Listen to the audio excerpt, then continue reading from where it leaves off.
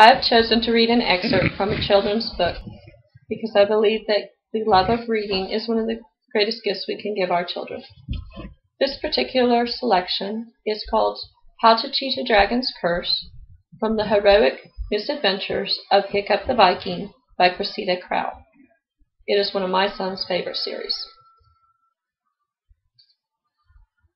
It seemed like they had indeed done it as they burst into the open sea, One Eye pulling into the great white wilderness at terrific speed. The wrath of Thor left behind them, the potatoes safely in Hiccup's breast pocket, and Berk only a 3-hour sleigh ride away. And then everything went wrong. "What's that?" stammered Toothless, pointing with one wing to a shape on the ice behind them, coming closer by the second.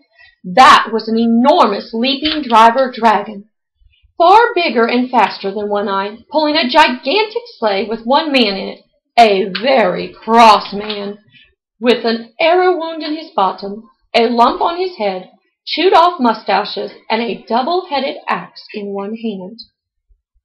In fact, it was Norbert the Nutjob. Before Hiccup had time to think, Norbert was upon them. His sleigh drew alongside the galloping One Eye, and then he reached over, and with one blow of his axe he cut the reins and tackle, attaching One Eye to the sleigh. One Eye bounded on, but the sleigh and the hopeful Puffin behind it came to a shuddering halt. "Oh, suffering scallops!" moaned Hiccup. There they were, as still as a stone, in the middle of a great white desert that stretched for miles and miles and miles. In front of them, Norbert the Nutjob was pulling on his saber-toothed reins to wheel his sleigh around for the attack. Below them was the Doomfang. For the first time in 15 years, the Doomfang had left the wrath of Thor.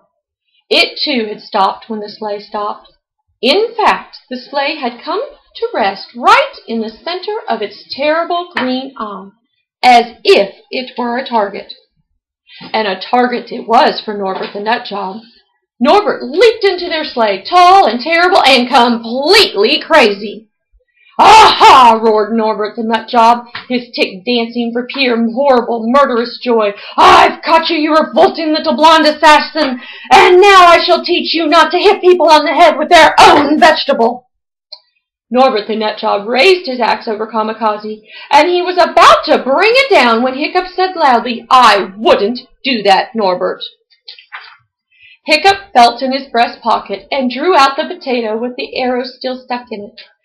It was warmer this morning, and the potato, snuggled down the front of Hiccup's furry waistcoat, was no longer frozen. Norbert glanced at Hiccup, and then gasped in astonishment as right in front of Norbert's eyes, Hiccup pulled the arrow out of the potato.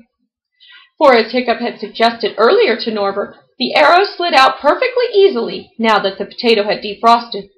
Hiccup pushed it in and out of the potato several times, just to drive the point home. Norbert the Nutjob dropped his axe. "My father's prophecy!" screamed Norbert the Nutjob, his head in his hands. "I don't believe it. It can't be true. You revolting little hooligan vegetable burglar. You are the chosen one? You will lift the curse and rid us of the Doomfang?" Hiccup nodded solemnly, thinking, "Nutty as a fruitcake." I hope you have enjoyed this excerpt. If you'd like to hear more of Hiccup's adventures, check them out at your local library.